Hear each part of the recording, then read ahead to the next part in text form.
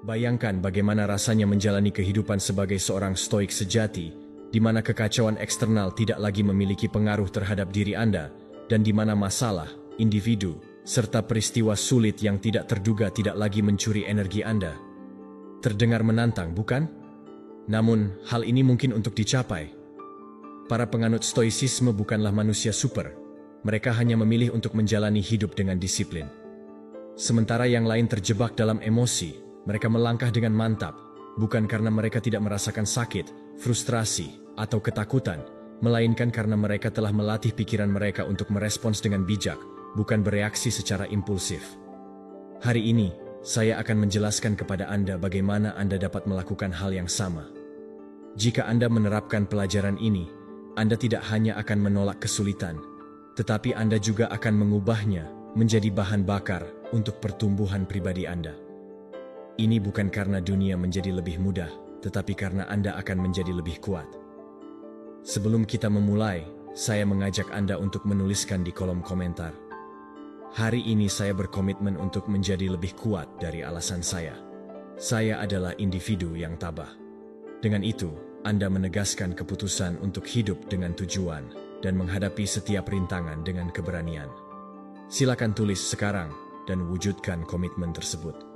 Perhatikan setiap pelajaran yang akan disampaikan, tetapi tetaplah fokus pada pelajaran terakhir, karena dampaknya terhadap diri Anda akan sangat signifikan.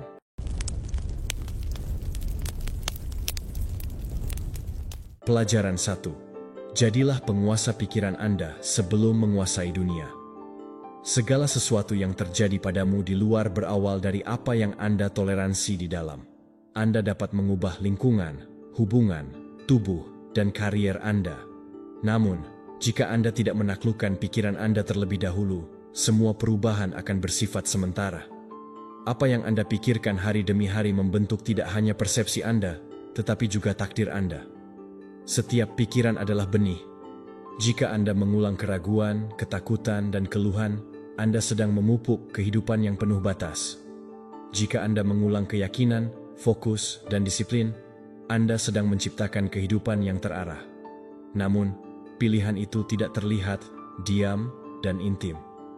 Itulah sebabnya banyak orang mengabaikannya. Menguasai pikiran tidaklah mudah.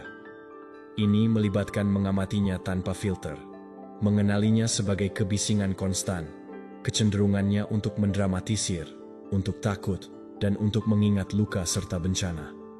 Namun, Anda melakukannya setiap hari. Pada setiap saat bahwa Anda memutuskan untuk tidak mempercayai pikiran yang destruktif, Anda melatih kekuatan Anda. Anda bukan apa yang Anda pikirkan, tetapi Anda adalah apa yang Anda pikirkan. Anda menjadi apa yang Anda putuskan untuk diulang. Jika Anda tidak memperhatikan apa yang Anda masukkan ke dalam pikiran, Anda akan menjalani kehidupan yang ditentukan oleh pikiran yang diwariskan dan otomatis tidak sadar. Kaum Stoa mengetahui hal ini selama berabad-abad.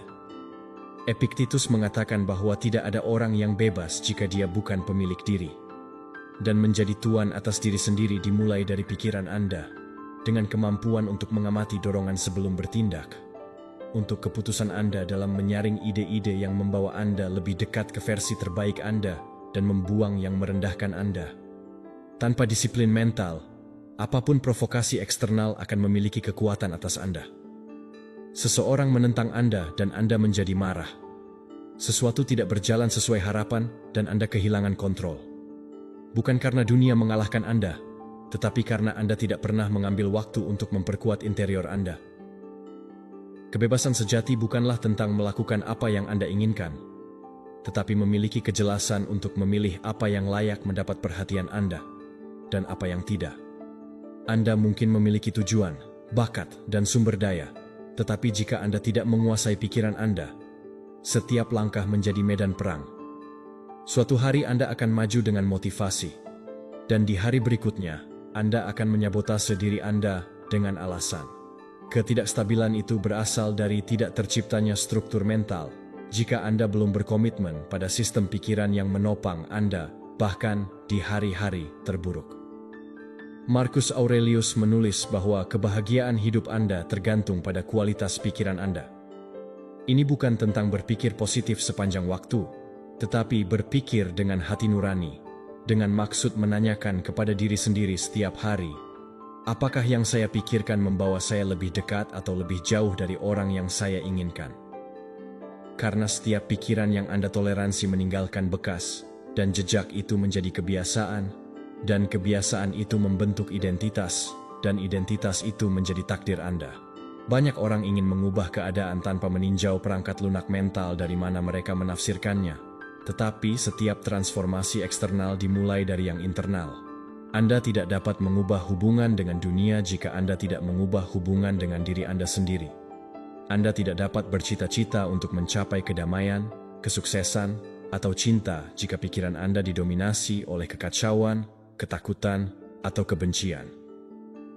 Pikiran adalah alat terkuat Anda, tetapi dia juga bisa menjadi senjata yang paling berbahaya jika Anda tidak belajar menggunakannya dengan baik. Jangan menunggu hidup menjemput Anda dan memaksa Anda untuk bangkit. Latih diri Anda setiap hari, bukan untuk mengendalikan dunia, tetapi untuk tidak membiarkan dunia mengendalikan Anda. Bukan untuk membungkam semua suara, tetapi untuk mengetahui mana yang pantas didengar dan mana yang tidak. Bukan untuk menghilangkan rasa takut, tetapi untuk bertindak meskipun ada rasa takut. Disiplin mental bukanlah penindasan, tetapi kebebasan dalam bentuknya yang lebih murni. Mengetahui bahwa meskipun Anda tidak mengontrol apa yang terjadi di luar, Anda masih bisa memilih respons Anda. Dan di sana, di antara stimulus dan reaksi, karakter Anda sudah ditentukan. Anda yang memutuskan apakah Anda hidup sebagai korban impuls Anda atau sebagai arsitek takdir Anda. Seneca mengatakan bahwa tidak ada seorang pun yang dapat menyakitimu tanpa izinmu. Itu termasuk pikiran Anda. Tidakkah Anda pernah mempercayai apapun yang Anda pikirkan? Pertanyakan itu, tantanglah. Gantilah dengan ide yang lebih baik. Ini bukan sihir. Ini latihan, ini bukan seketika, ini disengaja. Jika hari ini Anda mulai menguasai pikiran Anda, suatu hari Anda akan menemukan bahwa Anda tidak lagi membutuhkan untuk mengendalikan dunia, karena Anda sudah mengendalikan diri Anda sendiri. Tulis sekarang, hari ini versi terbaikku dimulai, akulah pemilik pikiranku. Buatlah itu sebagai pernyataan kekuatan, karena dunia berubah ketika Anda melakukannya terlebih dahulu. Pelajaran 2. Jangan bereaksi, tanggapi dengan bijaksana. Tidak semua hal pantas mendapat reaksi. Kita hidup dikelilingi oleh rangsangan, kata-kata, komentar jahat, dan menyakitkan, ketidakadilan sehari-hari, dan tanpa menyadarinya, kita sering bertindak seperti boneka yang dikendalikan oleh orang lain. Hanya satu isyarat, kritik, atau pandangan, dan kita kehilangan ketenangan serta memberikan kekuatan kepada orang lain. Namun, dominasi yang sejati tidak ditunjukkan dengan berteriak lebih keras atau memaksakan sudut pandang kita. Hal itu ditunjukkan dalam jeda, yaitu saat hening di mana Anda memilih untuk tidak bereaksi berdasarkan dorongan hati, tetapi merespons dengan kebijaksanaan. Setiap provokasi yang Anda hadapi bukanlah serangan pribadi, itu adalah ujian pengendalian diri, sebuah kesempatan untuk menunjukkan bahwa Anda memutuskan siapa Anda dan bagaimana Anda bertindak, bahkan ketika lingkungan mengundang Anda menuju kekacauan. Perbedaan antara bereaksi dan merespons adalah perbedaan antara diseret atau menjadi kapten kapal Anda sendiri. Bereaksi itu otomatis, memungkinkan orang lain memanipulasi Anda secara emosional. Ia menanggapi satu penghinaan dengan penghinaan lainnya, kritik dengan pembelaan, dan rasa sakit dengan lebih banyak rasa sakit. Namun, menjawab menunjukkan kesadaran. Itu berarti menghentikan diri sejenak dan bertanya pada diri sendiri. Apakah ini sepadan dengan usaha saya? Apakah ini layak mendapatkan energiku? Apakah ada cara yang lebih cerdas untuk menangani hal ini? Marcus Aurelius memahami hal ini dengan baik. Balas dendam yang terbaik bukanlah menyerupai orang yang telah menyakiti kita. Dorongan itu meminta Anda untuk berteriak, mendemonstrasikan, dan membela diri. Ego menginginkan kemenangan. Namun, Anda tidak di sini untuk bereaksi seperti orang lain. Anda di sini untuk menguasai diri sendiri. Karena orang yang stoik tidak merespons karena kesombongan, tetapi karena kejelasan. Dan itu bukan kelemahan, itu adalah kekuatan. Setiap kali Anda memilih untuk tidak bereaksi, Anda mengatakan, "Saya memiliki kendali atas diri saya, bukan atas orang lain. Saya tidak harus jatuh ke level mereka untuk membuktikan siapa saya." Ini adalah salah satu cara kebesaran yang hanya sedikit diketahui. Pikiran mencari jawaban segera. Ini dilatih untuk melindungi Anda, untuk membela diri. Tetapi tidak semua pembelaan itu berguna. Tidak semua pertempuran layak. Epictetus mengajarkan bahwa bukan apa yang terjadi yang mengganggu kita, tetapi bagaimana kita menafsirkannya. Anda bisa menafsirkannya sebagai undangan untuk tumbuh. Anda dapat melihat siapa yang memprovokasi Anda sebagai cermin yang menunjukkan batas-batas Anda sendiri. Karena tidak ada yang lebih baik dari kamp pelatihan yang tidak nyaman. Di sanalah jati diri Anda terungkap. Di sana Anda dapat mempraktikkan kebajikan. Tidak ketika semuanya tenang, tetapi ketika seseorang mencoba menghancurkan keseimbangan Anda. Mudah untuk terlihat tenang ketika tidak ada seorang pun yang menantang Anda. Hal yang berharga adalah menjaga perdamaian ketika dunia menantang Anda untuk kehilangannya. Jeda antara stimulus dan jawaban Anda adalah tempat di mana kebebasan Anda lahir. Ini adalah saat di mana Anda bisa bernapas, mengamati emosi, membiarkannya lewat, dan kemudian bertindak jika Anda memutuskan itu sepadan dengan hukuman. Namun, Anda tidak lagi menjadi budak impuls. Anda akan menjadi penguasa reaksi Anda. Ingatlah, mereka yang memprovokasi ingin mengendalikan Anda, ingin mengeluarkan Anda dari tengah. Jangan beri mereka kekuatan itu. Jangan biarkan kata-kata mereka mendikte keadaan mental Anda. Jika seseorang menyinggung Anda dan Anda menanggapinya dengan kekerasan, Anda telah kalah. Namun, jika Anda tetap tenang, jika Anda bertindak dari kecerdasan, Anda telah menang tanpa mengangkat suara. Saya telah belajar bahwa berkali-kali diam adalah jawaban terbaik. Bukan karena saya tidak memiliki apapun untuk dikatakan, tetapi karena saya memilih untuk tidak mengatakannya dari awal. Saya telah merasakan akibatnya untuk bereaksi secara impulsif. Saya telah kehilangan momen, hubungan, dan rasa hormat hanya karena tidak tahu cara menunggu. Namun, saya juga telah merasakan kekuatan untuk diam, untuk bernapas, untuk melihat dengan penuh kasih kepada siapapun yang berusaha menyakiti Anda. Pada saat itu, saya merasakan kebebasan sejati, bukan karena dunia telah berubah, tetapi karena saya telah memilih untuk tidak ikut bermain. Seneca mengatakan bahwa waktu itu menenangkan segala sesuatu, bahkan akan memperbaiki keadaan. Terapkan kebenaran itu pada diri Anda sendiri. Beri diri Anda waktu. Jangan membalas api dengan api yang lebih besar. Tanggapi dengan air, dengan jarak, dengan harga diri. Itulah perbedaan antara mereka yang membiarkan diri mereka terbawa suasana dan mereka yang memimpin kehidupan. Anda tidak di sini untuk bereaksi. Anda di sini untuk menjawab dengan kebijaksanaan, untuk menunjukkan bahwa kedamaian Anda tidak bergantung pada keadaan, tetapi milik Anda melalui pelatihan mental. Anda tidak perlu membuktikan apapun. Anda sudah memiliki nilai karena kemampuan Anda untuk memilih bagaimana bertindak. Ketika ada sesuatu yang mengganggu Anda, ingatlah, antara apa yang terjadi dan apa yang Anda lakukan ada ruang. Ruang itu adalah Anda. Gunakan, bernapaslah, pikirkan, dan kemudian bertindak. Bukan sebagai reaksi, tetapi sebagai seseorang yang tahu siapa dirinya. Tulis sekarang di komentar, hari ini saya memutuskan untuk menanggapi dengan kebijaksanaan, bukan dorongan hati, dan berkomitmen untuk menjadi lebih kuat dari emosi Anda, karena siapapun yang mengendalikan emosinya mendominasi hidupnya. Pelajaran 3. Terimalah apa yang tidak dapat Anda kendalikan. Ada hal-hal yang tidak berada di bawah kendali Anda. Tidak peduli seberapa keras Anda mencoba, semakin Anda frustrasi, semakin Anda melawan. Hidup memiliki ritmenya sendiri, pesanan mereka sendiri, dan seringkali tidak sesuai dengan rencana Anda.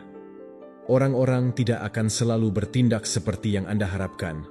Hasilnya tidak akan selalu adil, dan keadaan tidak akan selalu sesuai dengan keinginan Anda. Namun, apa yang benar-benar menentukan kedamaian Anda bukanlah apa yang terjadi, tetapi bagaimana Anda memutuskan untuk menghadapinya. Menolak kenyataan hanya akan menyeret Anda ke dalam penderitaan. Melawan hal yang tak terelakkan adalah seperti mencoba menghentikan laut dengan tangan. Anda akhirnya akan merasa lelah, frustrasi, dan tidak mencapai apapun. Kaum Stoa memahami ini lebih baik dari siapapun. Epictetus mengatakan bahwa kebahagiaan dimulai saat kita berhenti khawatir tentang hal-hal yang tidak bergantung pada kita. Dan itu adalah pelajaran kebebasan. Karena selama Anda bersikeras mengendalikan yang tak terkendali, Anda akan menjadi tawanan kecemasan, kemarahan, dan kekecewaan. Anda tidak dapat mengontrol apakah seseorang mengecewakan Anda, jika cuaca menghancurkan rencana Anda, atau jika sesuatu berakhir lebih awal. Namun, Anda bisa mengontrol reaksi Anda. Anda dapat memutuskan untuk tidak kehilangan kedamaian Anda, karena sesuatu yang tidak ada di tangan Anda. Penerimaan bukanlah pengunduran diri atau kelemahan. Itu adalah bentuk kebijaksanaan. Ini adalah pengakuan bahwa kehidupan tidak di sini untuk menyenangkan Anda, tetapi untuk melatih Anda. Terkadang, apa yang paling mengajarkan adalah apa yang tidak bisa Anda ubah. Karena di sana, dalam ketidakberdayaan itu, pada batas itu, terungkap kekuatan Anda yang sebenarnya. Marcus Aurelius tahu. Cintailah apa yang terjadi pada Anda karena itu ditulis untuk Anda. Frasa itu tidak berbicara tentang konformisme, tetapi keselarasan, tentang melihat setiap situasi, bahkan yang paling tidak nyaman, dan berkata, "Ini tidak menghilangkan kekuatanku, ini mengungkapkannya kepadaku." Anda bisa melawan segala sesuatu dalam hidup ini, tetapi Anda juga bisa belajar untuk mengalir bersamanya. Dan ketika Anda melakukannya, ketika Anda berhenti meminta dunia tunduk pada keinginan Anda dan memilih untuk menyesuaikan diri, ada sesuatu yang berubah di dalam diri Anda. Anda tidak lagi bereaksi dengan marah terhadap setiap ketidaknyamanan, dan Anda tidak lagi mengharapkan segalanya menjadi seperti yang Anda inginkan. Anda membuka diri terhadap kemungkinan belajar bahkan dari rasa sakit, bahkan dari kegagalan, karena Anda mengerti bahwa segala sesuatu yang terjadi dapat memberi nilai jika Anda tahu cara melihatnya. Menerima bukan berarti menyerah, tetapi mengalihkan kembali energi Anda kepada apa yang dapat Anda ubah. Pikiran Anda, kebiasaan Anda, dan keputusan Anda. Jika hujan, Anda tidak membuang waktu mengutuk langit. Anda membawa payung.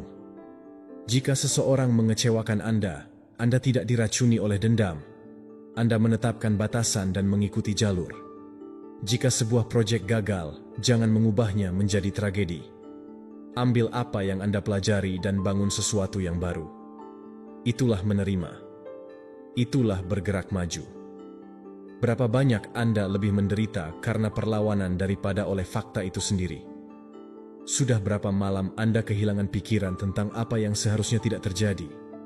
Berapa kali Anda marah karena apa yang tidak dapat Anda ubah? Dan berapa banyak dari saat-saat itu Anda akan menemukan kedamaian jika Anda hanya berkata, "Inilah yang ada. Sekarang, apa yang harus saya lakukan dengannya?"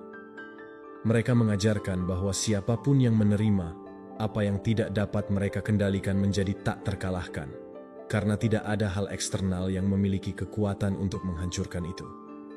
Itu tidak tergantung pada segala sesuatu yang sempurna untuk tetap tenang. Ketenangan itu datang dari dalam, dari pemahaman yang mendalam. Hidup tidak berhutang pada Anda apapun, tetapi Anda dapat melakukan sesuatu yang berharga dengan segala sesuatu yang diberikannya kepada Anda. Mengalir dengan kehidupan tidak berarti Anda tidak peduli terhadap apapun. Itu berarti Anda tahu bagaimana memilih pertempuran Anda, kapan harus bertindak, dan kapan harus melepaskannya. Anda mengerti bahwa terkadang tindakan terbesar yang dapat Anda lakukan adalah menyerah. Bukan menyerah pada rasa sakit, tetapi pada saat ini, untuk menghentikan pemaksaan kehendak dan mulai berkolaborasi dengan kenyataan. Karena ketika Anda mengalir, ketika Anda menerima, ketika Anda beradaptasi, Anda menemukan kedamaian yang tidak bergantung pada apa yang terjadi. Itu ada di dalam diri Anda, dalam visi Anda, dalam kemampuan Anda untuk mempercayai bahwa segala sesuatu masuk akal, meskipun sekarang tidak terlihat. Lain kali sesuatu tidak berjalan seperti yang Anda harapkan. Jangan marah. Bernapas. Tanyakan pada diri sendiri, apakah ini ada di tanganku? Jika ya, bertindaklah. Jika tidak, lepaskan saja. Energi Anda terlalu berharga untuk disia-siakan pada hal-hal yang tidak dapat Anda ubah. Tulis sekarang di komentar, "Saya menerima apa adanya yang tidak dapat saya kendalikan. Hari ini saya mendapatkan kembali kedamaian saya." dan mulai berjalan dengan beban yang lebih sedikit. Lebih banyak kebijaksanaan dan kebebasan yang hanya datang ketika Anda berhenti melawan kehidupan dan mulai menjalaninya. Pelajaran 4. Gunakan kesulitan sebagai pelatihan. Kesulitan bukanlah sebuah hukuman, tetapi pelatihan. Hidup tidak memberi Anda serangan untuk menghancurkan Anda, tetapi untuk mempersiapkan diri Anda. Setiap kesulitan yang Anda hadapi adalah sebuah pelajaran yang disamarkan sebagai tantangan. Sebuah peluang yang hanya sedikit orang mengenalinya, karena dibungkus dalam rasa sakit, ketidakpastian, atau kehilangan. Namun, mereka yang memutuskan untuk melihat lebih jauh dari penderitaan menemukan sesuatu yang tak ternilai harganya. Pertumbuhan. Tidak ada yang dipalsukan dalam kenyamanan. Karakter tidak dibangun ketika semuanya berjalan baik, tetapi ketika semuanya tampaknya merugikan Anda. Saat itulah Anda merasa lemah, bingung, atau hampir pingsan. Saat itulah Anda dapat memutuskan siapa diri Anda. Anda mungkin menyerah, mengorbankan diri sendiri, atau Anda mungkin bertanya pada diri sendiri, apa yang bisa saya pelajari dari ini?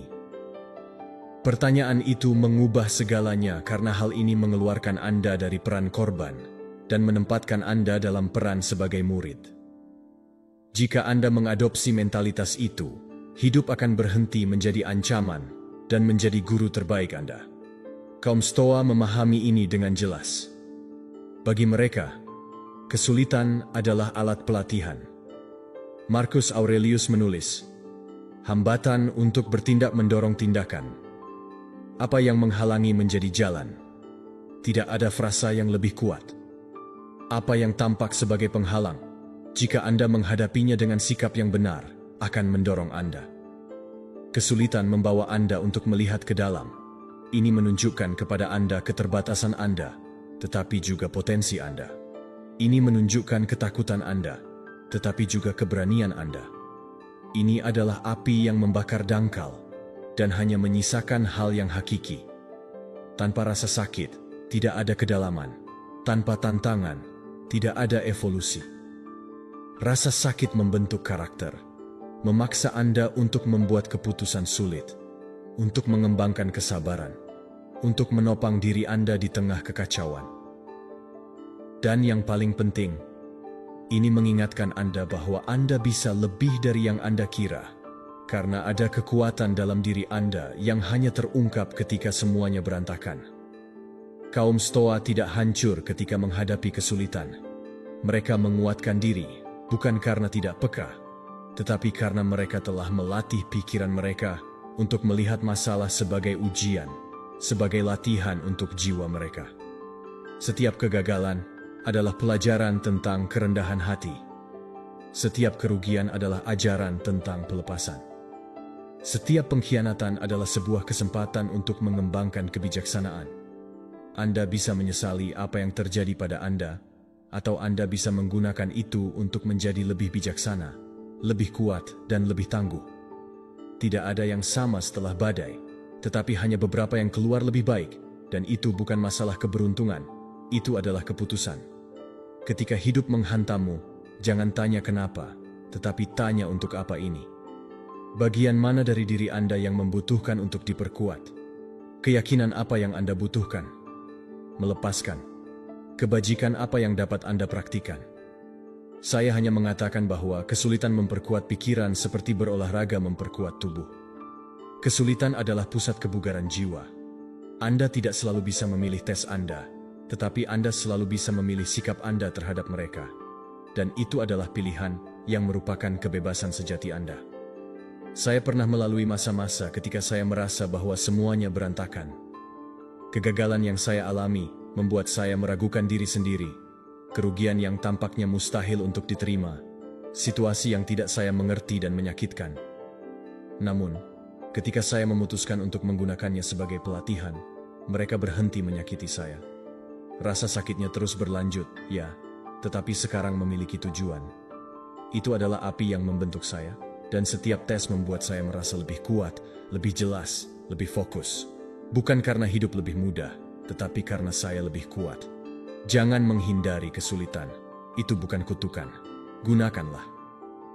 Tanyakan pada diri Anda sendiri kebajikan apa yang dapat Anda praktikkan. kesabaran, keberanian, ketahanan, kebijaksanaan, iman. Setiap situasi sulit adalah kesempatan untuk berlatih. Setiap rintangan adalah undangan untuk memoles diri sendiri, karena Anda tidak di sini untuk menghindari rasa sakit. Anda di sini untuk tumbuh melalui milik Anda. Mengalir dengan kehidupan tidak berarti bahwa semuanya akan mudah, tetapi Anda akan tahu bagaimana beradaptasi dengan yang sulit.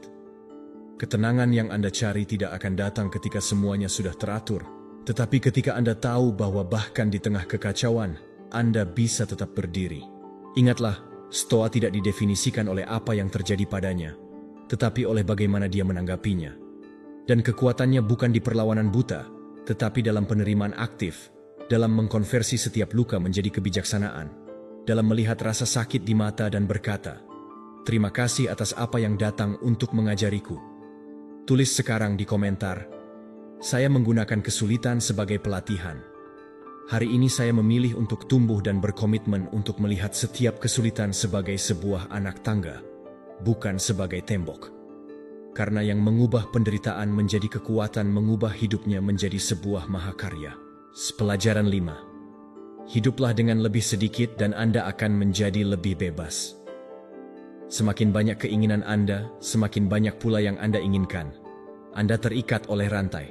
Kita hidup dalam budaya yang mendorong kita untuk selalu menginginkan lebih. Lebih banyak hal, lebih banyak pengakuan, lebih banyak kenyamanan, lebih banyak rangsangan, dan tanpa memberi kita kebebasan. Keinginan yang berlebihan adalah rantai yang mengikat secara lembut namun konstan. Itu membuat kita mengejar objek, status, dan validasi yang tidak pernah sepenuhnya memuaskan.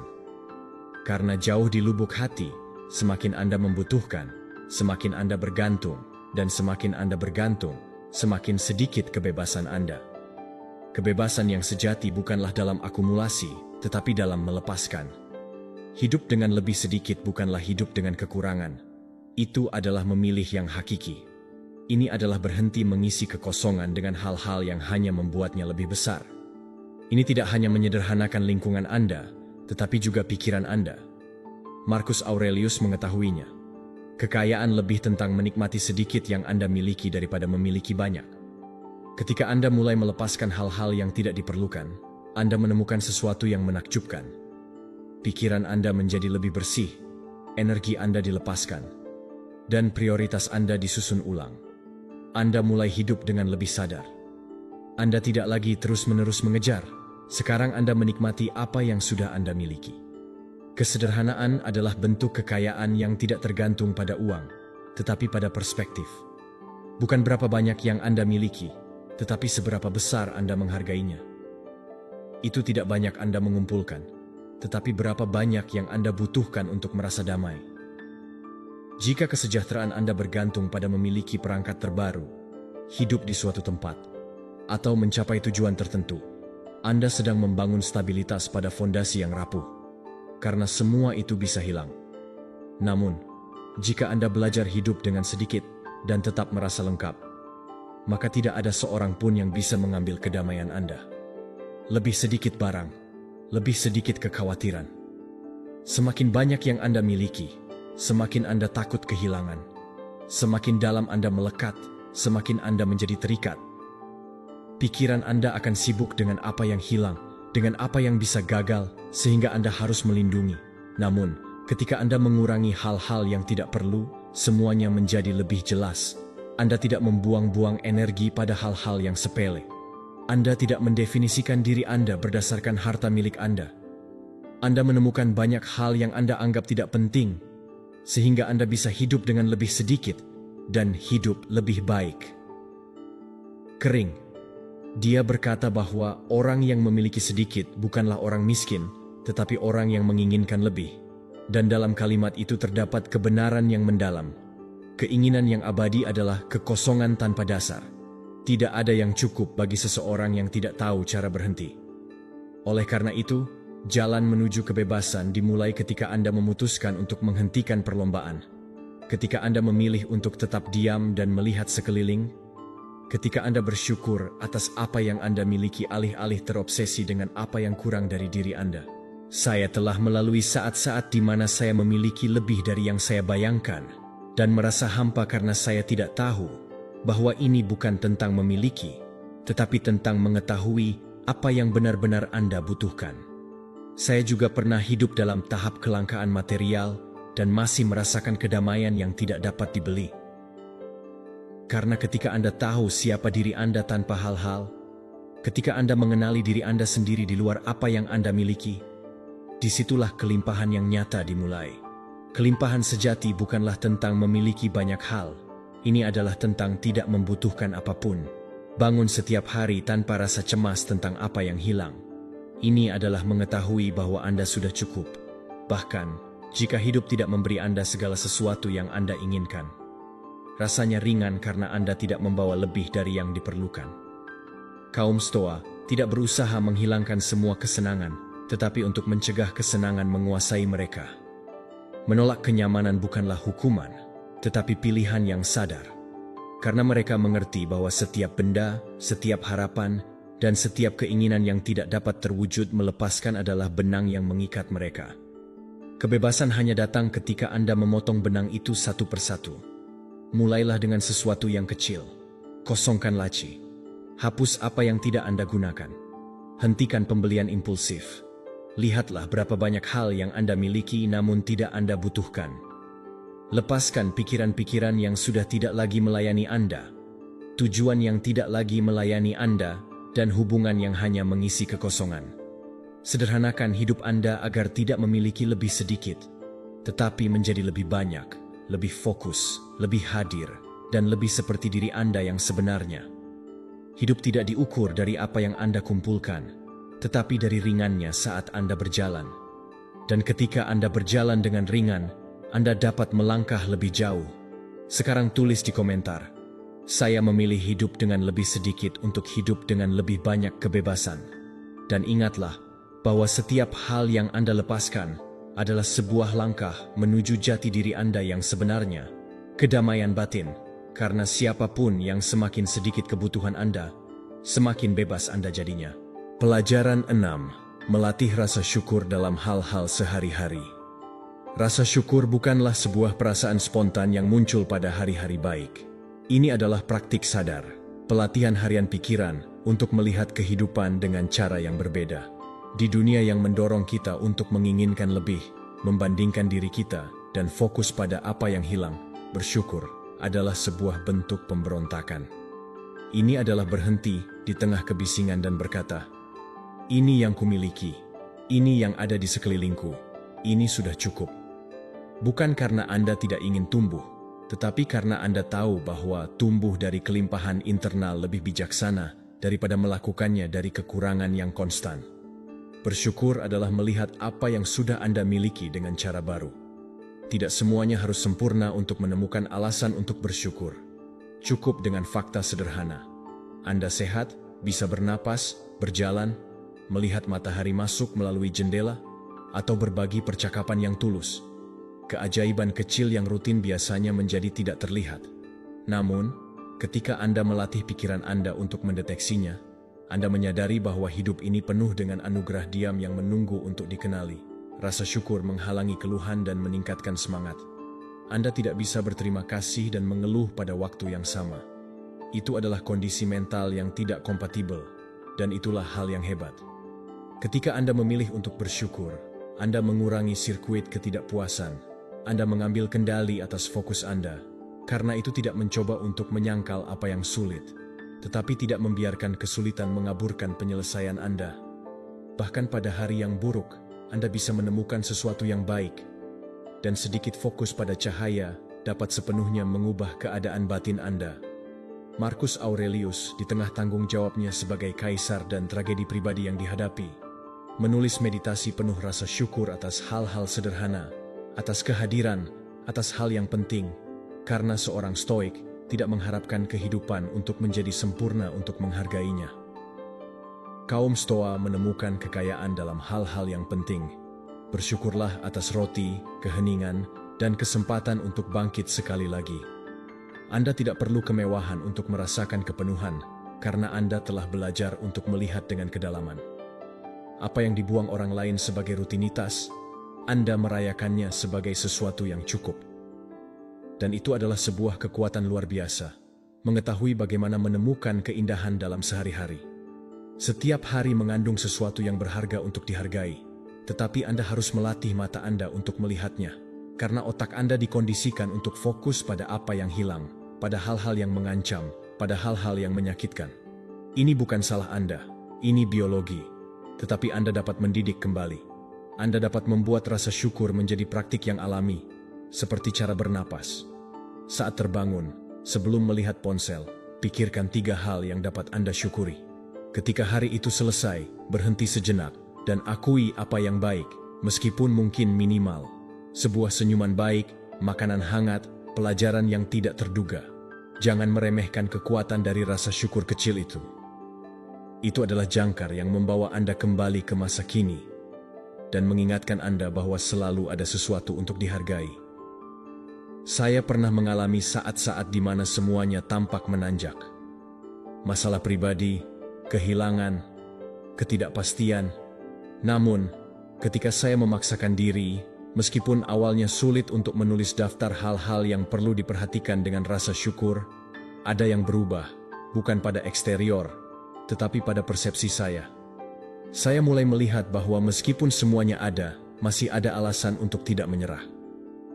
Dari sana, dari dasar pengakuan itu, saya menemukan kekuatan untuk tidak mengabaikan kesulitan, tetapi menghadapinya dengan lebih jelas. Mengucap syukur bukanlah emosi pasif, itu adalah keputusan aktif. Itu adalah pernyataan kepada kehidupan, saya mengenali kebaikan, bahkan di tengah kekacauan. Saya tidak membiarkan apa yang kurang dalam diri saya menghalangi saya untuk menikmati apa yang sudah saya miliki. Ketika Anda menjadikan rasa syukur sebagai kebiasaan, pikiran Anda berubah menjadi lebih tangguh, lebih positif, dan lebih tenang. Bukan karena hidup menjadi mudah, tetapi karena Anda menjadi lebih kuat. Marcus Aurelius mengatakan bahwa tidak ada yang cukup bagi seseorang yang menganggap tidak cukup apa yang cukup. Melatih rasa syukur adalah putus dengan ketidakpuasan kronis itu. Ini adalah belajar untuk hidup dengan lebih sedikit kecemasan, dengan lebih damai, dengan lebih mendalam. Jangan menunggu sampai Anda memiliki segalanya untuk bersyukur. Bersyukurlah, dan Anda akan menemukan bahwa Anda sudah memiliki lebih dari yang Anda kira. Tulis sekarang di komentar. Saya memilih untuk melatih rasa syukur saya setiap hari, dan memulai hari ini untuk melihat yang tak terlihat, untuk menghargai yang sederhana, dan menemukan kelimpahan di mana yang lain hanya melihat rutinitas. Karena siapa yang bersyukur atas hal-hal yang terjadi setiap hari, hidupnya akan berubah tanpa mengubah apapun di luar. Ganti saja cara pandang Anda, dan itu akan mengubah segalanya. Pelajaran 7. Bertindaklah dengan kebajikan, bukan dengan hasil. Lakukan hal yang benar, bahkan jika tidak ada yang menyadarinya. Bahkan jika tidak ada hadiah langsung, tidak ada tepuk tangan, tidak ada pengakuan. Karena bertindak dengan kebajikan ini bukanlah strategi untuk mendapatkan hasil. Ini adalah sebuah komitmen terhadap siapa diri Anda. Di dunia yang menghargai prestasi di atas niat, menjagamu tetap teguh pada nilai-nilai Anda adalah sebuah tindakan keberanian. Sangat mudah untuk melakukan hal yang benar ketika Anda tahu akan dikagumi oleh orang lain. Yang sulit, yang benar-benar berharga, adalah menjaga diri Anda tetap utuh ketika tidak ada yang melihat Anda, ketika tidak ada yang menghargainya, bahkan ketika Anda mungkin kalah karena memilih jalan kebajikan. Tetapi di sanalah tepatnya tempat kebesaran sejati Anda. Tugas Anda adalah bertindak, bukan mengendalikan hasilnya. Anda bisa memberikan yang terbaik dan masih belum mendapatkan hasil yang diharapkan. Anda bisa bertindak jujur dan melihat bagaimana orang lain yang memanipulasi atau berbohong mendapatkan keuntungan. Namun, itu tidak berarti usaha Anda sia-sia. Itu berarti pahala Anda bukan di eksternal, tetapi dalam koherensi internal. Kedamaian yang Anda rasakan ketika Anda tahu telah melakukan yang benar tidak ada bandingannya. Ini adalah sebuah ketenangan yang tidak dapat dicuri oleh siapapun, karena itu datang dari kejujuran terhadap diri sendiri. Marcus Aurelius mengulanginya berkali-kali. Lakukan apa yang harus Anda lakukan dan serahkan sisanya pada takdir. Karena satu-satunya hal yang sepenuhnya bergantung pada Anda adalah niat Anda, sikap Anda, dan tindakan Anda. Hasilnya tidak selalu di tangan Anda, tetapi perilaku Anda ya. Dan jika setiap hari Anda bertindak seolah-olah ada seseorang yang mengawasi Anda, bukan karena takut penghakiman, tetapi karena rasa hormat terhadap diri sendiri, Anda hidup dengan bermartabat. Integritas adalah kekuatan yang lebih besar. Itulah yang membuat Anda terus maju ketika godaan muncul. Ini adalah yang memberi Anda kekuatan untuk tidak mengkhianati nilai-nilai demi manfaat sementara. Anda mungkin memiliki bakat, kecerdasan, karisma, tetapi tanpa integritas semua itu akan runtuh cepat atau lambat. Di sisi lain, jika Anda bertindak dengan benar, Anda membangun fondasi yang kokoh, karakter yang tidak bergantung pada apapun di sekitar. Kebajikan sejati adalah ujian dalam kesulitan ketika Anda memiliki alasan untuk tidak melakukan hal yang benar, dan bahkan begitulah cara melakukannya. Lakukan hal yang benar meskipun tidak ada yang memuji Anda. Mayoritas bertindak mengharapkan sesuatu sebagai balasan, tetapi ketika Anda memilih untuk bertindak berdasarkan prinsip, bukan berdasarkan hadiah, Anda membebaskan diri Anda. Anda tidak lagi terikat pada hasil. Anda tidak lagi menderita jika hal-hal tidak berubah sesuai keinginan Anda, karena Anda tahu bahwa Anda telah melakukan bagian Anda dengan sangat baik. Kebebasan batin memberi Anda kekuatan yang tenang, keyakinan yang tenang, karena Anda tidak lagi membutuhkan dunia untuk memvalidasi Anda. Anda mengetahui nilai Anda dengan cara Anda memilih hidup. Epictetus mengatakan bahwa kita tidak bisa mengendalikan apa yang orang lain pikirkan, lakukan, atau katakan, tetapi kita bisa memutuskan bagaimana kita menanggapi. Dan jawaban terbaik selalu berbudi luhur. Bukan karena itu lebih mudah, tetapi karena itu membuat Anda menjadi seseorang yang layak. Ingatlah bahwa setiap keputusan adalah cerminan siapa Anda. Setiap tindakan kecil, setiap kata, setiap gerakan menambah atau mengurangi integritas Anda. Jangan meremehkan kehidupan sehari-hari. Bagaimana cara Anda memperlakukan orang asing? Bagaimana Anda menanggapi frustrasi? Bagaimana Anda berbicara tentang orang lain ketika mereka tidak ada? Segala sesuatu yang lebih mendefinisikan Anda daripada pencapaian publik. Saya telah belajar bahwa ada hari-hari ketika Anda harus bertindak dengan kebajikan tampaknya tidak ada gunanya. Tetapi saya juga menemukan bahwa seiring waktu, jalannya selalu membawa kedamaian. Mungkin Anda tidak akan memenangkan semua tepuk tangan, tetapi Anda akan mendapatkan sesuatu yang lebih penting. Rasa hormat terhadap diri sendiri. Dan itu sangat berharga dalam jangka panjang. Seorang stoik tidak hidup untuk menyenangkan atau mengesankan, tetapi hidup untuk menjadi koheren, untuk bertindak selaras dengan sifat rasional dan etis. Dan disitulah pilihan menemukan kebebasan, karena dia yang bertindak berdasarkan kebajikan tidak membutuhkan alasan, tidak memakai masker, dan tidak mencari persetujuan. Dia tahu bahwa dia telah melakukan apa yang seharusnya dia lakukan, dan dengan itu sudah cukup baginya. Lain kali Anda menghadapi keputusan yang sulit, jangan pikirkan hasilnya. Pikirkanlah tentang hal yang akan membuat Anda merasa bangga ketika Anda melihat ke cermin. Tulis sekarang di komentar, "Saya bertindak dengan kebajikan, bukan dengan hadiah," dan jadikan frasa itu sebagai panduan sehari-hari. Karena ketika tindakan Anda lahir dari karakter dan bukan perhitungan, Anda menjadi seseorang yang tidak hanya hidup, tetapi juga meninggalkan bekas. Pelajaran 8. Ubahlah keheningan menjadi suatu praktik. Keheningan tidaklah kosong, ia adalah kehadiran. Di dunia yang dipenuhi kebisingan, pendapat yang tergesa-gesa, rangsangan konstan, dan kata-kata yang dilontarkan tanpa berpikir, diam telah menjadi sebuah tindakan revolusioner. Namun, selain menjadi sebuah jeda dari luar, keheningan yang dipraktikan adalah perlindungan batin. Disinilah pikiran beristirahat, jiwa bernafas, dan kebenaran dapat didengar tanpa gangguan. Bukanlah suatu kebetulan jika orang bijak berbicara sedikit, bukan karena mereka tidak punya apa-apa untuk dikatakan, tetapi karena mereka belajar menghargai apa adanya ketika seseorang tetap diam. Kebisingan adalah gangguan eksternal. Keheningan menyingkapkan. Kita menghabiskan hidup kita untuk bereaksi, mengisi setiap ruang dengan kata-kata, mencari pengalihan perhatian dengan suara, berita, hiburan. Namun, dalam kebutuhan konstan untuk terhubung dengan dunia, kita semakin kehilangan koneksi yang penting dengan diri kita sendiri. Hanya dalam keheningan Anda bisa melihat apa yang sebenarnya Anda pikirkan. Hanya ketika semuanya di luar berhenti, Anda bisa mendengarkan apa yang ada di dalam diri Anda yang perlu ada. Berpikirlah sebelum berbicara untuk menyelamatkan konflik. Berapa banyak diskusi lahir dari respons impulsif, dari kata-kata yang dilontarkan tanpa filter, dari keheningan yang tidak pernah dihormati.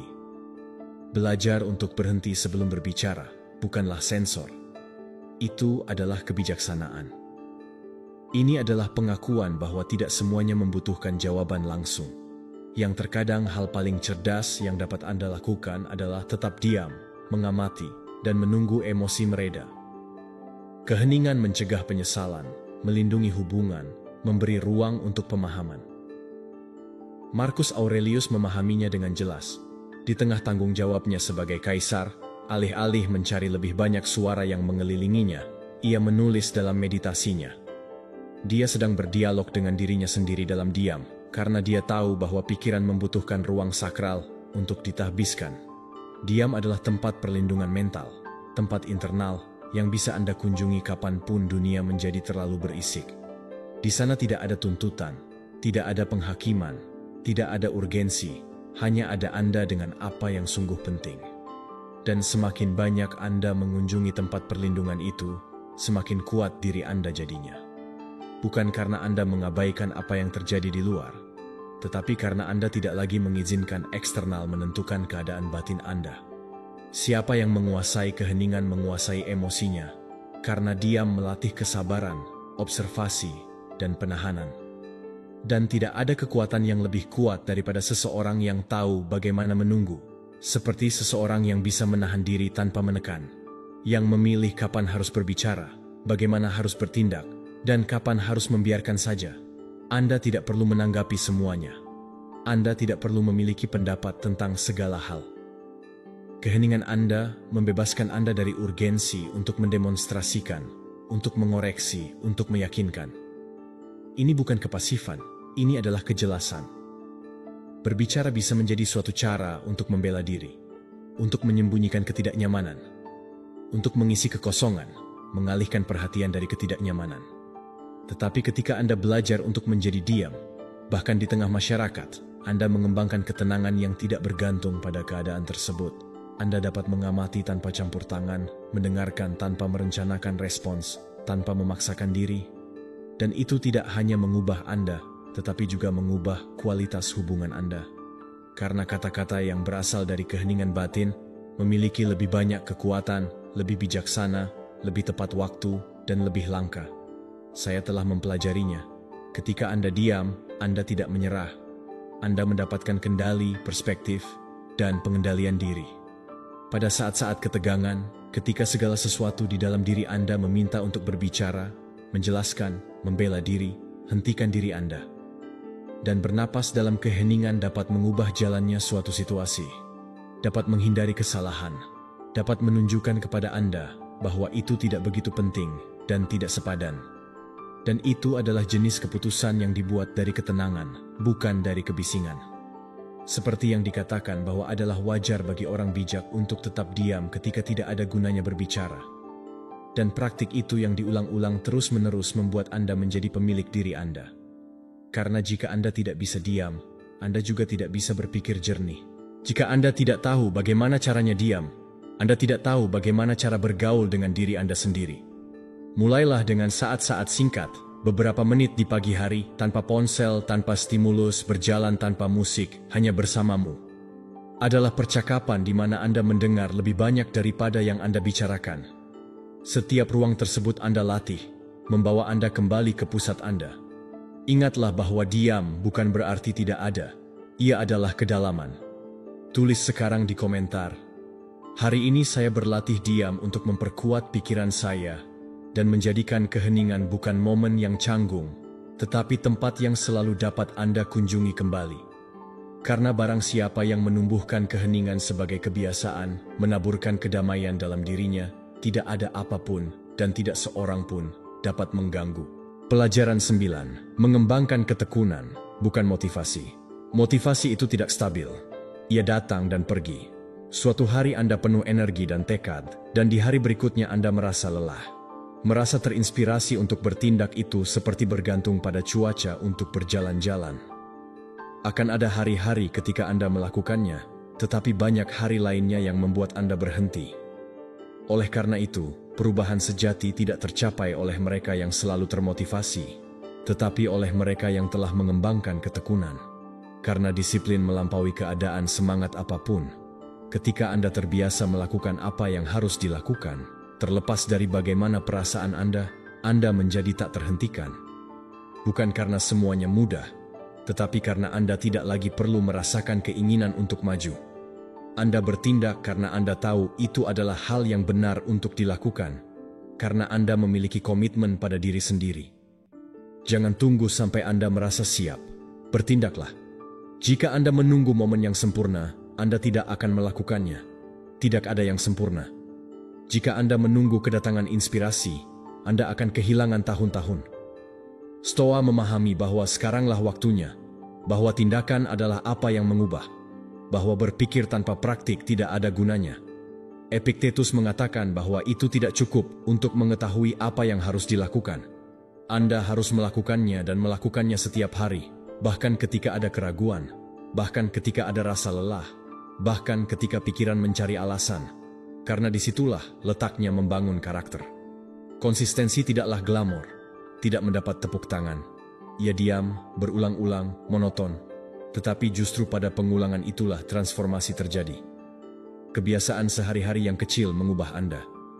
Anda tidak membutuhkan prestasi atau lompatan besar, hanya konsistensi berulang-ulang.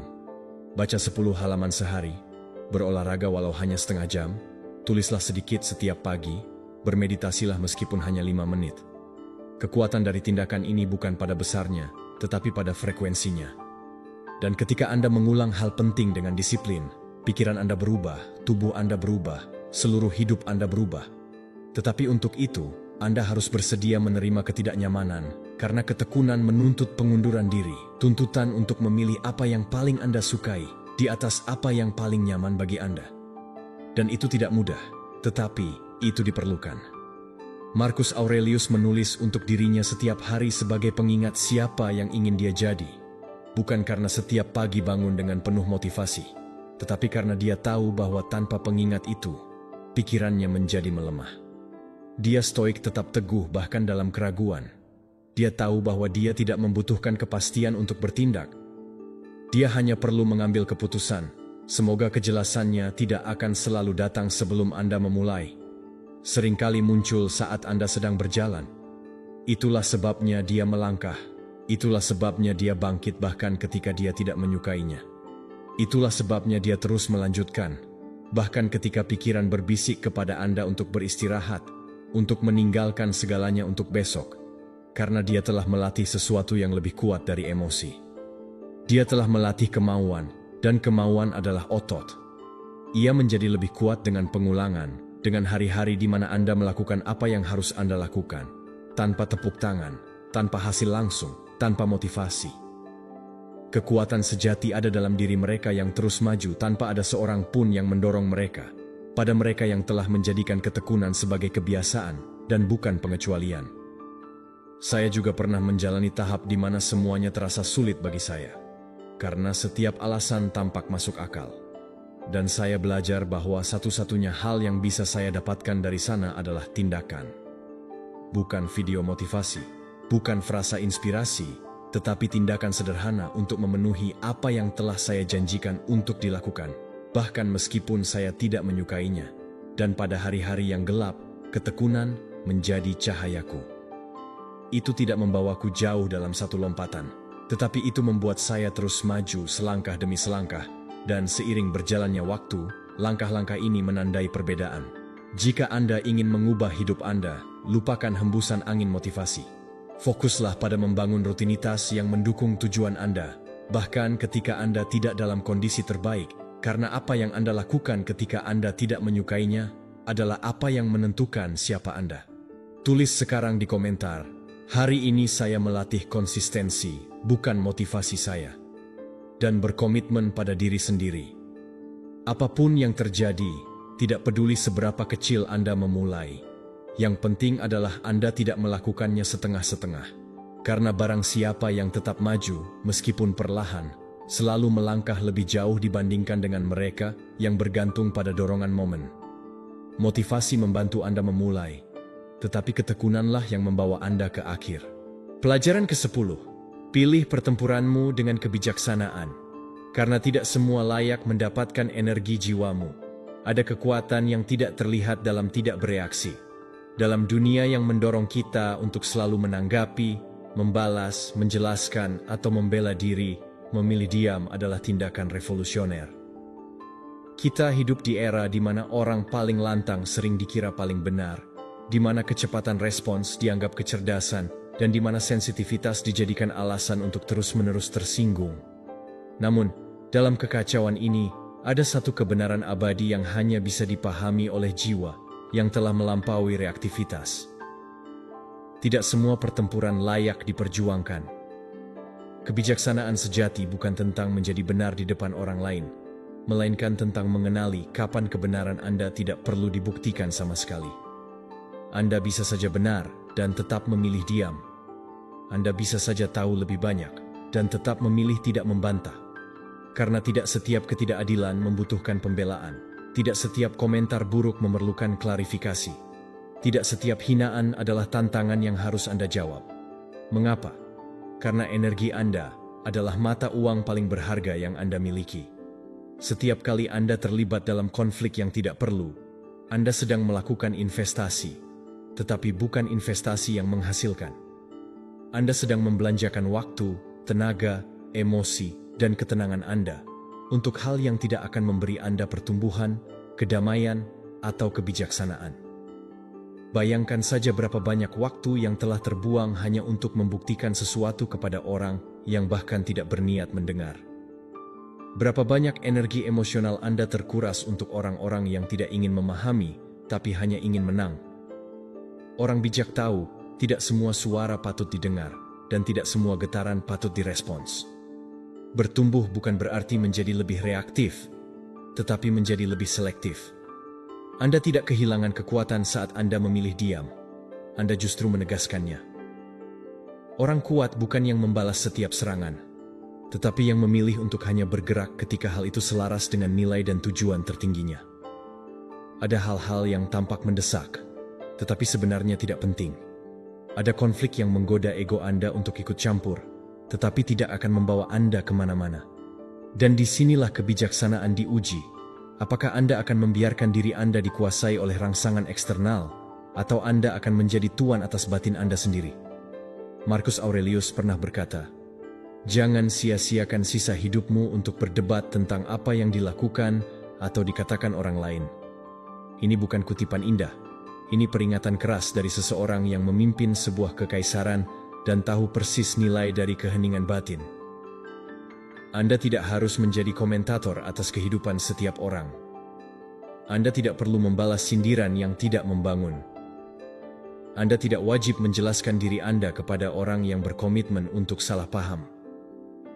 Karena tidak semua yang menyentuh Anda pantas mendapatkan bagian dari Anda. Seringkali, rasa tidak nyaman yang kita rasakan dari komentar atau perlakuan orang lain hanyalah refleksi dari luka yang belum sembuh di dalam diri kita. Dan kita tergoda untuk bereaksi karena kita ingin mengobati luka itu dengan kemenangan kecil di luar. Tapi itu tidak pernah menyembuhkan. Itu hanya menunda. Salah satu bentuk perawatan diri tertinggi adalah belajar untuk melepas. Melepaskan komentar bodoh. Melepaskan percakapan yang tidak mengarah ke pertumbuhan. Melepaskan orang-orang yang memancing respons hanya untuk memvalidasi eksistensi mereka sendiri. Melepaskan debat kusir yang tak pernah membuahkan kebenaran. Dan melepaskan bukan berarti kalah. Melepaskan adalah menolak untuk terjebak dalam hal-hal yang tidak membawa Anda lebih dekat ke kedamaian batin Anda. Bertanyalah pada diri Anda, apakah pertempuran ini akan berarti dalam 5 hari ke depan, 5 bulan ke depan, 5 tahun? Apakah ini membawa saya ke arah yang saya inginkan, atau hanya menguras saya secara emosional? Apakah saya bereaksi karena prinsip, atau karena ego? Jika jawabannya tidak membawa kebaikan jangka panjang, lepaskan, biarkan, tarik napas dan pilih untuk tidak terlibat. Sebab kedamaian bukanlah hasil dari menghindari konflik, melainkan hasil dari seleksi bijak atas konflik mana yang layak diperjuangkan. Sebagian besar orang masih beroperasi dari tempat luka dan kekacauan. Mereka menyerang, mencemooh, dan memancing bukan karena Anda layak mendapatkan itu, tetapi karena mereka tidak tahu cara lain untuk merasa berharga. Dan jika Anda membalas, Anda bukan hanya menyamakan diri dengan mereka. Anda sedang berkata bahwa mereka memiliki kuasa atas Anda. Kebebasan sejati dimulai ketika Anda sadar bahwa Anda tidak perlu terlibat dalam setiap panggilan pertempuran. Anda tidak harus menanggapi setiap suara. Anda tidak wajib menjelaskan siapa Anda kepada siapapun. Kejelasan batin adalah tameng terbaik Anda. Ingat ini. Diam yang lahir dari kejelasan lebih kuat daripada ribuan kata yang lahir dari luka. Pilih pertempuran Anda. Pilih tempat di mana Anda akan berdiri dan melawan dengan segala daya dan integritas Anda. Tapi juga, pilih tempat di mana Anda akan mundur bukan karena lemah, tetapi karena kuat. Karena Anda tahu, kekuatan sejati bukanlah tentang menang dalam setiap konfrontasi, tetapi tentang menang atas diri sendiri. Dan itu jauh lebih sulit. Setiap hari, dunia akan mengundang Anda untuk kehilangan kendali. Namun Anda bisa memilih untuk menjaga kendali, memilih untuk tetap diam saat badai datang, dan menyimpan energi Anda untuk hal-hal yang benar-benar penting. Misi Anda, nilai-nilai Anda, kedamaian Anda. Tuliskan di komentar. Hari ini, saya memilih pertempuran saya dengan kebijaksanaan. Dan mulailah hidup dari tempat ketenangan, bukan reaksi. Dari tempat kekuatan, bukan ego. Dari tempat kesadaran, bukan impuls. Karena pada akhirnya, tidak ada musuh yang lebih sulit dikalahkan daripada impuls sendiri. Dan tidak ada kemenangan yang lebih mulia daripada damai di dalam batin Anda. Pelajaran 11. Segala sesuatu akan berlalu, maka hadirlah sementara masih ada. Bayangkan hari ini sebagai hari terakhir Anda. Bukan dalam artian menakut-nakuti, tapi sebagai lensa yang memurnikan pandangan Anda terhadap kehidupan. Rumah yang Anda tempati, orang-orang yang Anda cintai, bahkan tubuh yang Anda gunakan untuk membaca kalimat ini. Semuanya bersifat sementara. Tidak ada yang abadi, tidak ada yang bertahan, tidak ada yang benar-benar bisa Anda genggam selamanya. Kita hidup dalam dunia yang terus berubah. Detik ini berbeda dari detik berikutnya. Segalanya bergerak.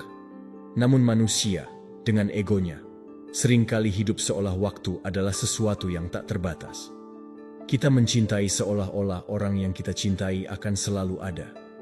Kita menunda percakapan penting seolah akan selalu ada besok. Kita memendam amarah, menyimpan dendam, membuang waktu untuk hal-hal sepele. Karena kita yakin, entah dari mana keyakinan itu datang, bahwa kita masih punya banyak waktu. Namun, stoikisme mengajarkan kita kebenaran yang jauh lebih jernih, lebih keras, namun membebaskan. Segala sesuatu akan berlalu. Memento mori, ingatlah bahwa kamu akan mati. Bukan untuk menakuti, melainkan untuk membebaskanmu dari tipuan permanensi. Untuk mengangkat tabir ilusi bahwa semua ini akan selalu seperti ini. Karena saat Anda benar-benar menghayati kefanaan, barulah Anda benar-benar hidup. Rasa sakit yang Anda rasakan hari ini tidak akan menetap selamanya. Sebesar apapun tekanan yang Anda alami, ia akan bergeser. Luka akan memudar. Namun, begitupun sebaliknya, kebahagiaan juga tidak abadi. Ketenangan, relasi, bahkan keberhasilan. Jika Anda mencintai seseorang, sadari bahwa suatu hari Anda harus melepaskannya.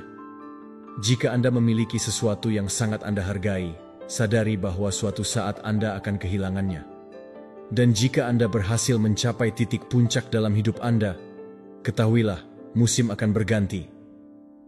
Kesadaran akan kefanaan bukanlah sikap murung. Justru sebaliknya, ini adalah jalan menuju kehidupan yang paling otentik. Anda mulai melihat segala sesuatu sebagai anugerah, bukan sebagai hak. Anda mulai memperlakukan orang yang Anda cintai dengan lebih banyak kehadiran, bukan hanya rutinitas. Anda mulai menyadari betapa berharganya momen ini, karena momen ini tidak akan pernah datang lagi.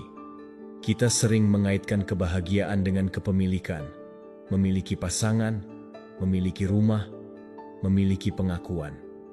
Namun, kebenaran yang jarang kita sadari adalah bahwa penderitaan terbesar manusia bukan datang dari kehilangan, tapi dari keterikatan. Bukan dari kenyataan bahwa sesuatu pergi, tetapi dari keyakinan bahwa sesuatu seharusnya tetap tinggal. Begitu Anda mulai menganggap sesuatu sebagai milik saya, Anda membangun ekspektasi. Anda mulai menuntut agar hal itu bertahan. Dan saat dunia tidak memenuhi harapan Anda menderita. Tapi dunia tidak tunduk pada keinginan kita. Ia tunduk pada hukum perubahan. Apapun yang Anda genggam terlalu erat akan membuat tangan Anda sakit ketika akhirnya harus dilepas. Stoikisme bukan tentang menjauh dari cinta, bukan tentang menjadi dingin atau tidak terikat secara emosional. Ini tentang mencintai dengan kesadaran, menyentuh dengan kehadiran. Hadir dalam hidup bukan sebagai pemilik, tapi sebagai penikmat yang bersyukur. Anda belajar mencintai tanpa menuntut balasan, menikmati tanpa harus memiliki, dan bersyukur tanpa menggenggam. Kematian, kehilangan, perubahan, semua itu bukan musuh. Mereka adalah pengingat bahwa kita tidak mengontrol apapun, kecuali bagaimana kita hadir dalam momen ini. Anda tidak bisa menghentikan musim berganti, tapi Anda bisa memetik bunga sebelum layu. Anda tidak bisa menghentikan orang-orang pergi, tapi Anda bisa membuat waktu mereka bersama Anda berarti. Bertanya pada diri sendiri, jika saya tahu ini akan berlalu, bagaimana saya akan menghidupinya hari ini? Jawaban dari pertanyaan ini adalah jalan menuju kebebasan batin. Anda akan melihat segalanya sebagai kesempatan, bukan untuk menggenggam, tapi untuk memberi. Bukan untuk mengendalikan, tapi untuk menghormati. Bukan untuk memiliki, tapi untuk merayakan.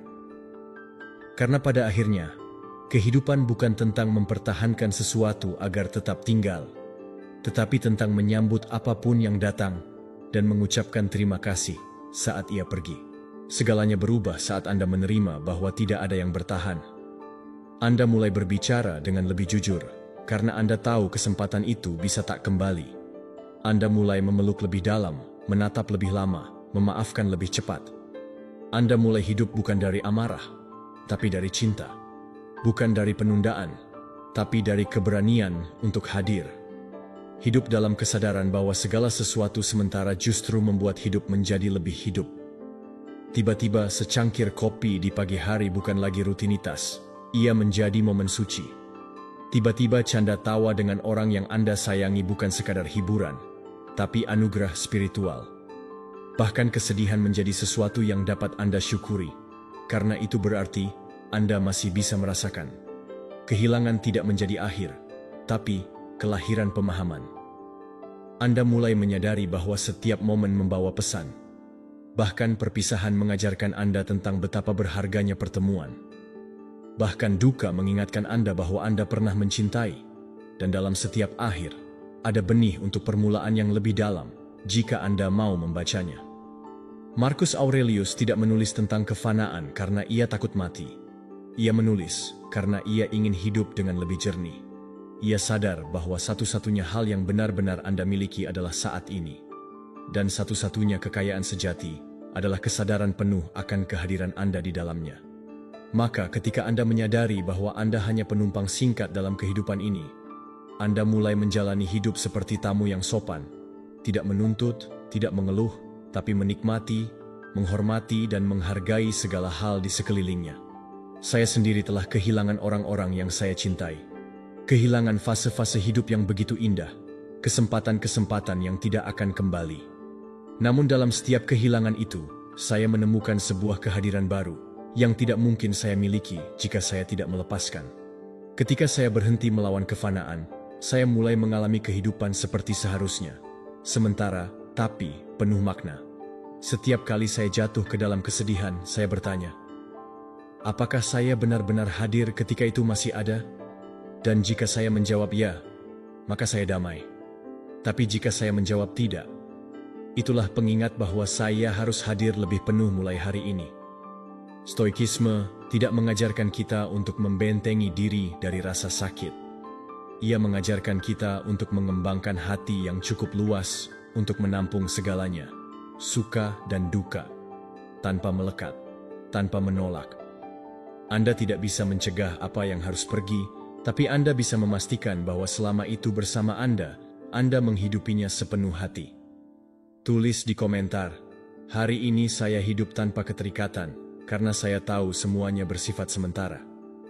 Biarkan kalimat itu menjadi jangkar batin Anda.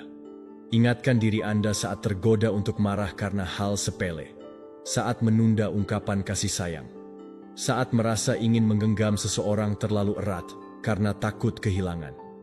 Karena Anda tahu sekarang, yang menggenggam terlalu keras akan kehilangan lebih cepat, yang melepas dengan kehadiran akan mengalami lebih dalam, dan yang hidup dari kesadaran bahwa semua akan berlalu, akan menjalani hidup sepenuhnya. Hiduplah seperti pelancong yang tahu bahwa semua ini akan selesai. Karena justru disitulah keajaiban sejatinya muncul. Anda tidak melewatkan apapun. Anda hadir. Anda hidup. Anda bebas. Pelajaran 12. Amati diri tanpa menghakimi, jalan sunyi menuju evolusi diri. Kebenaran paling radikal bukanlah apa yang Anda temukan di dunia luar, tetapi apa yang Anda berani lihat di dalam diri Anda sendiri. Pengamatan terhadap diri sendiri adalah bentuk keberanian spiritual tertinggi. Bukan karena itu memerlukan banyak informasi, tetapi karena itu menuntut kejujuran yang tanpa filter, tanpa topeng, tanpa defensif. Ini adalah tindakan menatap cermin jiwa dan berkata, "Tunjukkan padaku siapa aku, bahkan jika aku tidak menyukainya." Namun disinilah letak paradoksnya. Kita sering lebih siap menghakimi dunia daripada menyentuh bayangan kita sendiri. Kita mencari alasan, mencari kambing hitam, menciptakan narasi untuk menyelamatkan ego. Kita berkata, "Aku seperti ini karena orang tuaku," atau "Aku gagal karena situasi," atau bahkan lebih halus lagi, "Aku memang begini orangnya." Dan dalam setiap pembelaan yang tidak perlu itu, kita kehilangan satu hal yang paling penting, kesempatan untuk bertumbuh. Pengamatan jujur bukan berarti menyiksa diri dengan penyesalan masa lalu. Bukan tentang mengangkat cambuk emosional dan menyebut diri sendiri gagal. Justru sebaliknya, ini tentang membebaskan diri dari beban ilusi. Saat Anda berhenti menyalahkan dan juga berhenti menutupi, Anda berdiri di tengah-tengah, di tempat yang langka, jernih, dan berbahaya secara eksistensial, tempat kejujuran diri. Dan dari titik inilah transformasi sejati dimulai. Anda tidak bisa memperbaiki apa yang tidak Anda lihat. Anda tidak bisa menyembuhkan luka yang tidak Anda akui. Anda tidak bisa meluruskan arah jika Anda terus menyangkal bahwa Anda sedang tersesat. Oleh sebab itu, Stoikisme mengajarkan kita satu latihan yang jarang dilakukan tetapi sangat kuat. Menjadi saksi bagi pikiran, reaksi, dan kebiasaan kita sendiri. Tanpa amarah, tanpa belas kasihan yang memanjakan, tanpa ketakutan. Kita sering mengira perubahan besar lahir dari ledakan emosi atau motivasi tinggi. Padahal tidak.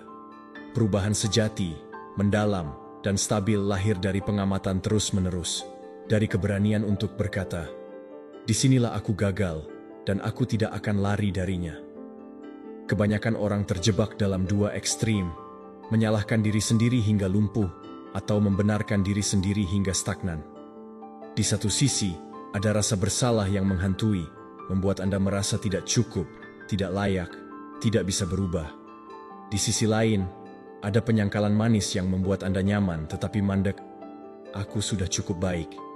Aku tidak seburuk mereka." Atau yang lebih berbahaya, "Semua ini salah mereka." Namun, jalan pertumbuhan bukan terletak pada salah satunya. Jalan itu ada di tengah. Jalan itu adalah kejujuran tanpa penghakiman. Mengakui tanpa merendahkan, mengamati tanpa mengasihani, melihat kesalahan sebagai data, bukan sebagai vonis. Epictetus menekankan pentingnya latihan batin setiap hari. Ia bertanya kepada dirinya sendiri di malam hari, "Apa yang telah kulakukan hari ini? Di mana aku lemah? Di mana aku kuat? Apa yang bisa kutingkatkan besok?" Bukan karena ia terobsesi dengan kesalahan, tetapi karena ia tahu bahwa satu-satunya cara untuk menjadi lebih baik adalah dengan terus melihat. Kejujuran adalah bentuk cinta diri tertinggi. Ketika Anda bisa berkata, "Saya punya pola ini yang buruk," tanpa menambahkan, "Karena saya bodoh." tapi juga tanpa menghapusnya dengan alasan. Anda sedang melakukan kerja jiwa yang luar biasa. Bayangan kita bukan musuh. Mereka hanya bagian dari kita yang belum diterangi cahaya. Dan satu-satunya cara untuk menerangi mereka, bukan dengan mengusirnya, tapi dengan duduk bersama mereka. Mengapa saya bereaksi seperti itu? Apa kebutuhan tersembunyi di balik perilaku ini? Apakah saya sungguh ingin berubah, atau saya hanya ingin merasa nyaman? Transformasi tidak dimulai dari perubahan besar, tapi dari kesediaan untuk melihat dengan jujur tanpa membenci diri sendiri. Terkadang, proses pengamatan diri membawa kita pada kenyataan yang tidak menyenangkan, sisi diri yang egois, sifat yang manipulatif, rasa iri yang tersembunyi, atau kecenderungan untuk lari dari rasa sakit. Disinilah banyak orang menyerah. Mereka melihat kegelapan dan langsung menyimpulkan bahwa mereka rusak, gagal, tidak layak ditebus. Padahal, bayangan bukanlah bukti kejahatan, itu adalah panggilan untuk penyembuhan. Bayangan tidak harus diusir, ia harus dilihat, dimengerti, dan diintegrasikan. Justru dengan mengenal sisi gelap, Anda punya pilihan untuk tidak membiarkannya memimpin. Itu inti dari kehendak bebas sejati. Anda tidak dapat mengklaim kendali atas hidup Anda jika Anda tidak tahu siapa yang duduk di balik kemudi. Apakah itu kesadaran Anda atau luka masa lalu yang belum Anda akui? Marcus Aurelius menulis, "Jika kamu kesal karena sesuatu di luar dirimu, rasa sakit itu bukan karena hal tersebut, melainkan karena interpretasimu terhadapnya. Dan kamu punya kekuatan untuk mengubah interpretasi itu." Ini berlaku bukan hanya pada dunia luar, tapi juga dunia batin. Reaksi Anda terhadap diri Anda sendiri, itulah ruang pertumbuhan terbesar. Jadi ketika Anda marah karena Anda mengulang kesalahan yang sama, atau frustrasi karena belum menjadi versi ideal dari diri sendiri, berhentilah sejenak. Tarik napas. Lihat diri Anda seperti Anda melihat anak kecil yang masih belajar berjalan. Apakah Anda akan membentaknya karena jatuh? Tidak. Anda akan membantunya bangkit, membersihkan lututnya, dan memintanya mencoba lagi. Sikap pengasuhan inilah yang harus Anda arahkan kepada diri Anda sendiri. Karena hanya dengan kasih sayang dan kesabaran, perubahan sejati dapat berakar. Jika Anda terus memukul tanah yang ingin Anda tanami, tidak ada yang tumbuh. Tetapi jika Anda menyiraminya dengan niat baik dan ketekunan, maka lambat laun, benih yang tertanam akan mulai menampakkan kehidupan. Introspeksi bukan berarti obsesif. Anda tidak diminta untuk terus-menerus menganalisis diri sendiri sampai Anda tenggelam dalam overthinking. Ini bukan soal menghakimi atau membedah setiap emosi. Ini tentang kesadaran tenang, kehadiran yang jujur. Ketika Anda marah, sadarilah. Ketika Anda lalai, kenali. Ketika Anda mencintai, rasakan sepenuhnya. Tidak ada yang harus dibuang, semuanya hanya perlu dilihat dengan mata terbuka dan hati terbuka. Dan dari ruang kehadiran itulah, perubahan muncul tanpa dipaksakan. Anda tidak lagi berusaha menjadi orang yang sempurna. Anda menjadi seseorang yang sadar. Dan kesadaran adalah langkah pertama menuju kebebasan yang sesungguhnya. Ketika Anda hidup dengan kesadaran akan diri, dunia mulai tampak berbeda. Anda tidak lagi bereaksi secara impulsif, karena Anda mulai melihat jeda antara stimulus dan respons. Di ruang kecil itulah kebebasan Anda lahir. Anda mulai memilih, bukan sekadar terpicu. Anda mulai bertindak, bukan hanya bereaksi. Dan disitulah peran pengamatan tanpa penghakiman menjadi kekuatan yang revolusioner. Karena kebanyakan penderitaan batin bukanlah hasil dari kejadian eksternal, tetapi hasil dari ketidaktahuan terhadap diri sendiri. Kita terus menjalani pola yang sama, mencari validasi, menghindari rasa sakit, menyabotase peluang, atau mengulang drama masa lalu. Karena kita tidak cukup hadir untuk mengenali mekanisme dalam diri kita. Socrates berkata, hidup yang tidak diperiksa adalah hidup yang tidak layak dijalani. Dan pengamatan yang dimaksud bukan tentang mengukur keberhasilan atau kegagalan, tetapi tentang menyaksikan hidup batin Anda dengan rasa ingin tahu dan cinta. Karena Anda tidak akan pernah bisa mengubah dunia jika Anda belum sanggup duduk dengan damai bersama diri sendiri. Perhatikan juga bahwa proses ini bukan tujuan jangka pendek. Tidak ada titik akhir. Ini bukan perjalanan satu kali, tetapi jalan seumur hidup. ada hari-hari di mana Anda akan merasa tercerahkan, dan ada hari-hari di mana bayangan lama datang kembali. Itu normal, karena pertumbuhan sejati bukanlah garis lurus, itu spiral.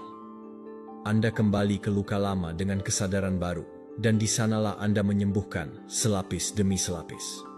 Dan ketika Anda mulai memahami kedalaman diri sendiri, Anda juga mulai memahami orang lain. Anda menjadi lebih sabar, lebih empatik, lebih rendah hati. Anda menyadari bahwa semua orang juga sedang berjuang, bukan karena mereka jahat, tetapi karena mereka belum sempat bertemu dengan diri mereka yang sejati. Dan dari pemahaman itu, hubungan Anda berubah. Anda tidak lagi mencintai untuk mengisi kekosongan, tetapi karena Anda memiliki sesuatu yang tulus untuk dibagikan. Pengamatan diri adalah pintu menuju cinta yang matang, bukan cinta yang menuntut, tapi cinta yang sadar. Cinta yang tidak membutakan, tapi justru melihat dengan sangat jernih. Dan cinta itu dimulai dari Anda sendiri. Anda tidak bisa memberi kedamaian jika Anda belum mengenalnya. Anda tidak bisa menghadirkan terang jika Anda belum berani menatap gelap. Jika Anda sudah sampai di sini, tulis di komentar, "Hari ini saya mulai hidup seperti seorang stoik." Saya mengundang Anda untuk berlangganan, mengaktifkan notifikasi, dan memberi komentar sehingga YouTube mengakui bahwa video-video ini berguna bagi orang seperti Anda. Ini akan memotivasi kami untuk terus membuat konten serupa di masa mendatang. Saya sangat menghargai waktu dan dukungan Anda. Sampai jumpa di petualangan berikutnya. Karena ketika Anda tidak lagi takut melihat siapa diri Anda, maka Anda siap menjadi siapapun yang Anda mau. Anda bukan hasil dari masa lalu Anda, tetapi hasil dari kesadaran Anda terhadap masa lalu itu. Dan itu adalah kekuatan paling menakjubkan yang bisa dimiliki manusia. Kekuatan untuk berubah, karena ia berani mengenali dirinya sepenuhnya.